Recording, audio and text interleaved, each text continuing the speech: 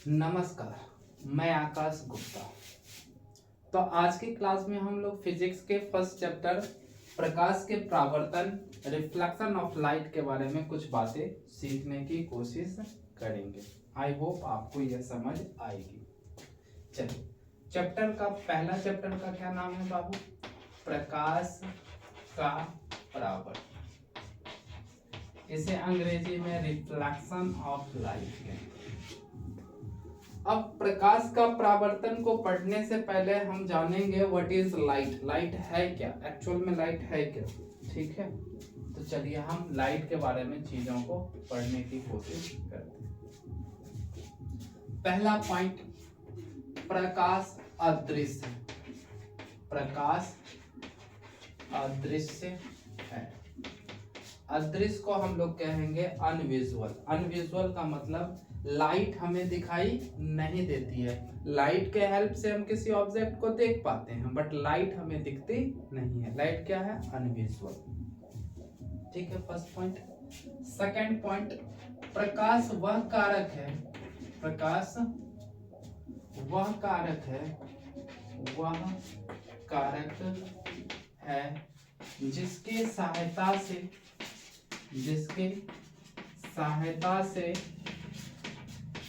हम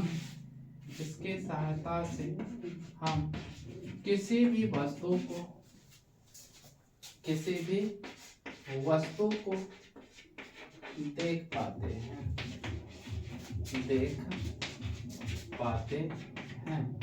प्रकाश के साथ साथ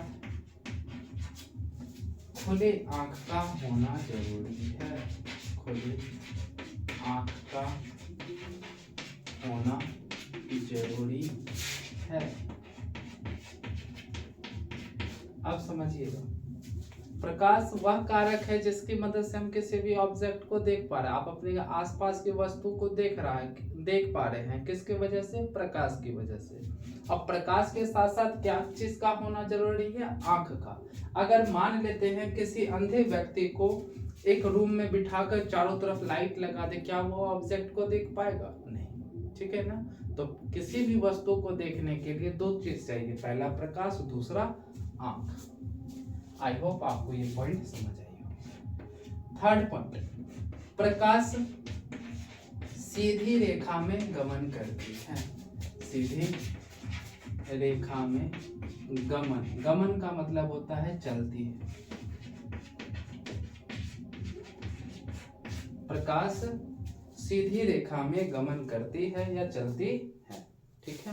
प्रकाश कोई पूछे कि लाइट किस रेखा में चलती है, तो हम कह सकते हैं light is a straight line. Light travels in a straight line.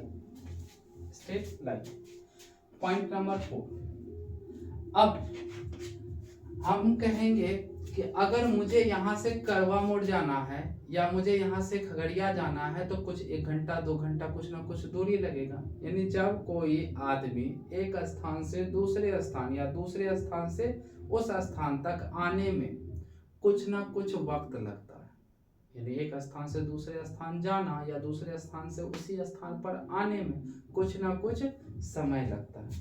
अब समय लगता है तो वो किसी न किसी स्पीड से या तो जाता होगा या तो आता होगा। तो ठीक उसी तरह से प्रकाश की भी कोई ना कोई स्पीड होती है। तो कोई पूछे हमसे कि प्रकाश की चाल क्या है, यानी स्पीड ऑफ लाइट, प्रकाश की चाल कितना है? 3 × 10⁸ मीटर पर सेकेंड होती है। यानी कोई हमसे पूछे लाइट की स्पीड क्या है, तो आप कह सकते हो 3 × 10⁸ मीटर पर सेकेंड, यानी 1 सेकेंड में यह इतना चलती है। कोई दिक्कत नहीं। आगे, अब जब हम सुबह सुबह सो के जगते हैं तो देखते हैं सूर्य की रोशनी हमारे पृथ्वी तक आ पहुंचती है। तो इससे हम अंदाजा लगा सकते हैं लाइट जो है इस स्पीड से ऊपर से आ रही होगी, कहाँ? पृथ्वी पर। यानी सूर्य की रोशनी पृथ्वी पर इस स्पीड से पर सेकंड इस स्पीड से आ रही होगी, तो इसे कुछ ना कुछ समय लगता होगा पृथ्वी तक पहुंचने में। तो पृथ्वी तक सूर्य की रोशनी पृथ्वी तक पहुंचने में 8 मिनट 20 सेकंड का समय लेती है या समय लगाती है। तो सूर्य की रोशनी पृथ्वी तक आने में कितने वक्त लेती है? 8 मिनट 20 सेकेंड। और पर सेकेंड कितने की स्पीड से चलती होगी? 3 × 10⁸ मीटर पर सेकेंड चलती है। इसको पढ़ेंगे पर, या हिंदी में बोलेंगे प्रति सेकेंड। कोई दिक्कत? आई होप इतनी बातें आप सीख पाए होंगे। इसकी स्क्रीनशॉट ले लीजिए, तब मैं इसे इरेज कर दूंगा। हो गया होगा। चलिए हम आगे बढ़ते हैं।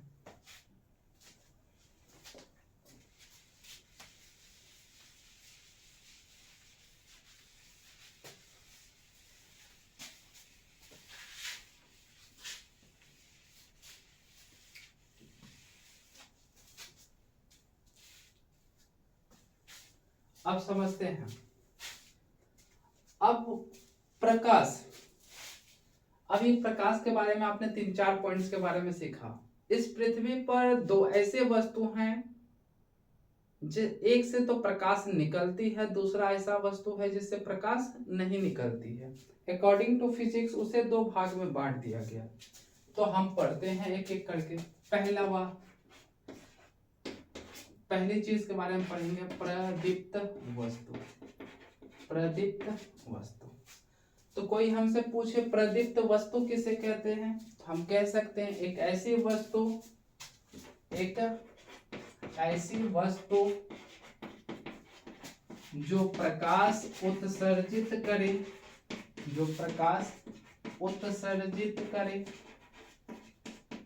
करे उसे प्रदीप्त वस्तु कहते हैं। प्रदीप्त वस्तु कहते हैं।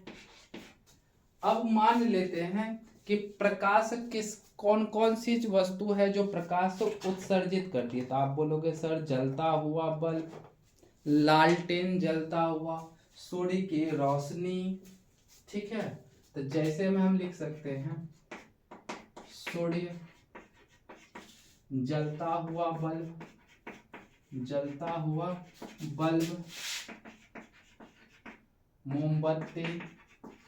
मोमबत्ती इत्यादि और भी चीजें हो सकती हैं। अब इस प्रदीप्त वस्तु को भी 2 कैटेगरीज में बांट दिया गया है। कुछ ऐसे प्रदीप्त वस्तु होते हैं जो प्रकृति के द्वारा बनाए गए हैं, यानी भगवान के द्वारा बनाए गए हैं। जैसे इनको 2 भाग में बांट दिया गया, जैसे प्राकृतिक प्रदीप्त वस्तु। प्राकृतिक प्रदीप्त वस्तु किसे कहते हैं? एक ऐसी वस्तु जो प्रकाश उत्सर्जित करती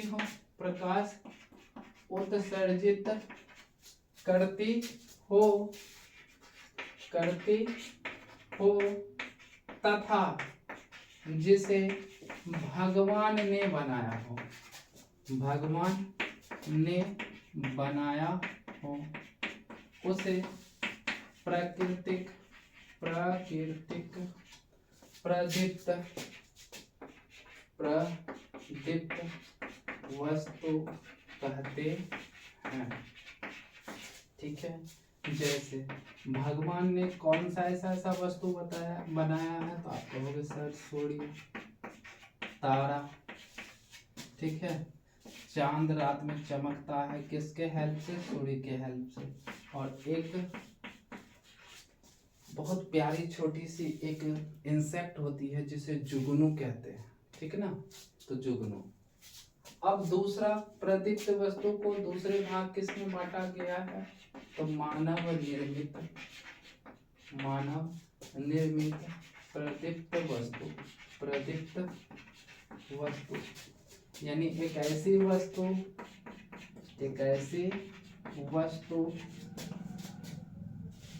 जो प्रकाश उत्सर्जित करती हो, जो प्रकाश उत्सर्जित करती हो तथा जिसे मानव ने बनाया हो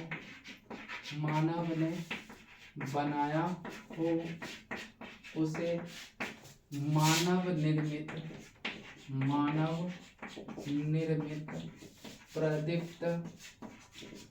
प्रदीप्त वस्तु कहते हैं।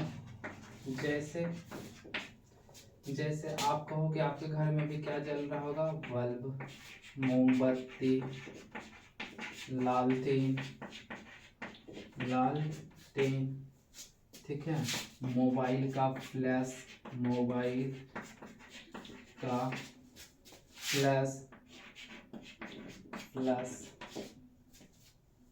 ये सारी की सारी चीजें किसने बनाया है, मनुष्य निर्मित। इसे क्या कहेंगे, मानव निर्मित प्रदीप्त वस्तु।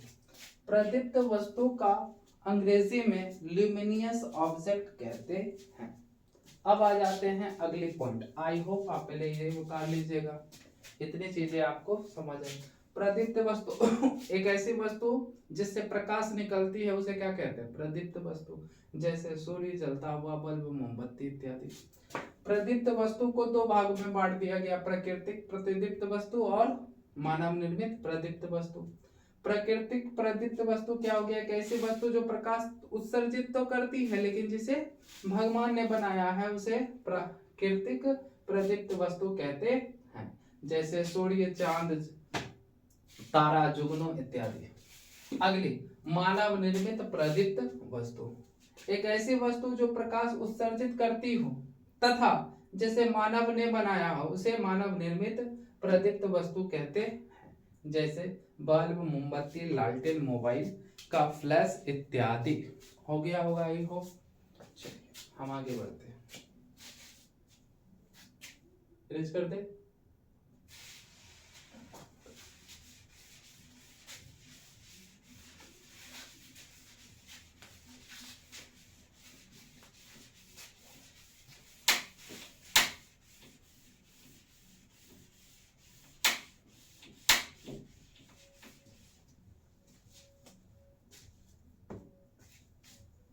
अब आगे समझ। प्रदीप्त वस्तु के बाद आ जाता है अप्रदीप्त वस्तु। इसे अंग्रेजी में कहते हैं नॉन ल्यूमिनियस ऑब्जेक्ट। तो नॉन ल्यूमिनियस ऑब्जेक्ट किसे कहेंगे, एक ऐसी वस्तु जो प्रकाश उत्सर्जित नहीं करती है, प्रकाश उत्सर्जित नहीं करती है, उसे क्या कहेंगे, अप्रदीप्त वस्तु। जैसे ईंट, पत्थर,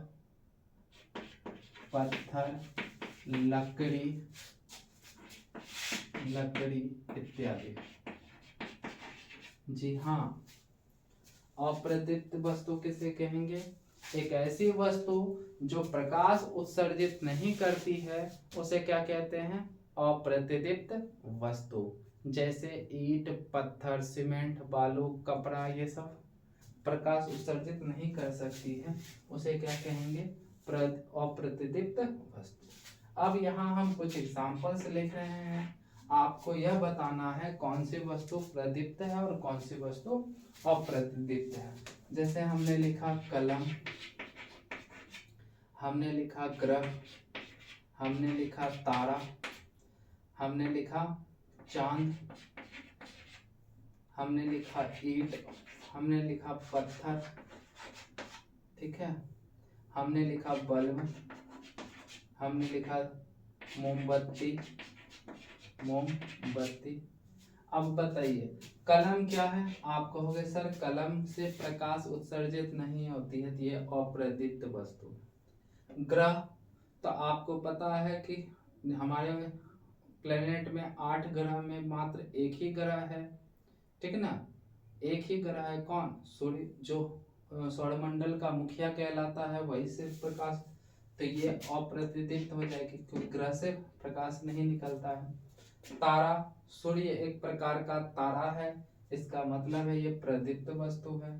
चांद, रात में चांदनी रात होती है, प्रदीप्त वस्तु है। ईंट, ईंट से प्रकाश नहीं निकलता है, अप्रदीप्त वस्तु है।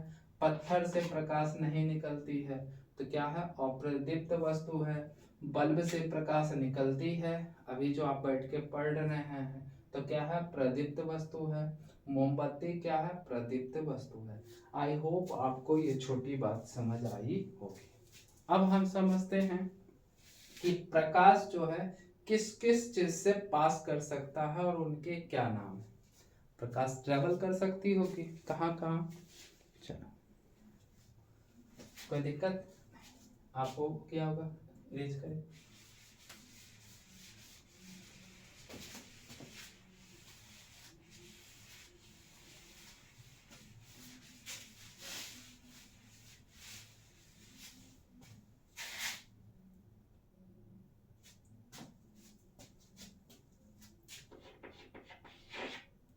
अब एक वर्ड पढ़ेंगे, पारदर्शी। पारदर्शी, पारदर्शी को अंग्रेजी में कहते हैं ट्रांसपेरेंट। यानी ट्रांसपेरेंट ऑब्जेक्ट किसे कहेंगे, एक ऐसी वस्तु, एक ऐसी वस्तु जिससे प्रकाश इस पार से उस पार आ जा सके, उसे पारदर्शी वस्तु कहते हैं। जैसे कांच, पानी। यानी लाइट को अगर कांच, आप देखे होंगे विंडोज वगैरह का लाइट में क्या लगाया जाता है, मतलब विंडोज में क्या लगाया जाता है, कांच का। क्यों, क्योंकि उससे लाइट आ सके हमारे रूम, यानी लाइट इस पार से उस पार चला जाए, उसे क्या कहेंगे, पारदर्शी। अगला पॉइंट, अपारदर्शी। अपारदर्शी वस्तु यानी एक ऐसी वस्तु जिससे प्रकाश इस पार से उस पार नहीं जा सके। एक ऐसी वस्तु जिससे प्रकाश इस पार से उस पार नहीं आ जा सके, नहीं जा सके, उसे अपारदर्शी वस्तु कहते हैं। जैसे ईंट, दीवार, ठीक है, लकड़ी इत्यादि।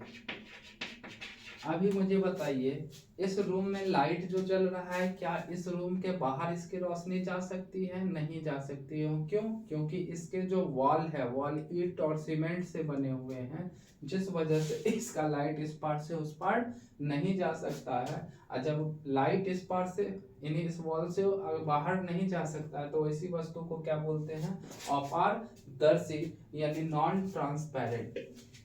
और एक और वस्तु होती है जिसे कहते हैं अपारभासी। अपारभासी यानी एक ऐसी वस्तु जिससे प्रकाश का कुछ भाग इस पार से उस पार आ जा सके, उसे अपारभासी कहते हैं। अपारभासी वस्तु कहते हैं,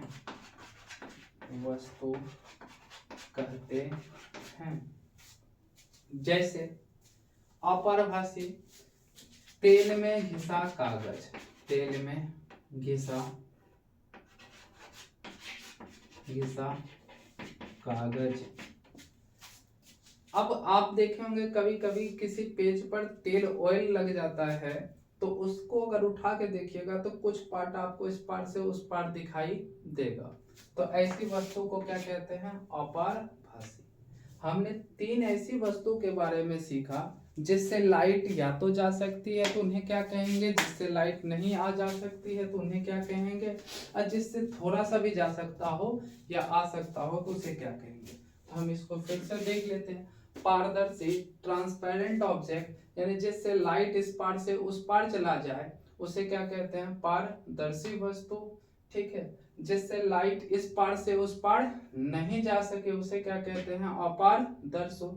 अपारदर्शी जैसे ईंट, दीवार, लकड़ी। और अपारभासी एक ऐसी वस्तु जिससे प्रकाश का कुछ भाग इस पार से उस पार आ जा सके उसे क्या कहते हैं? अपारभासी।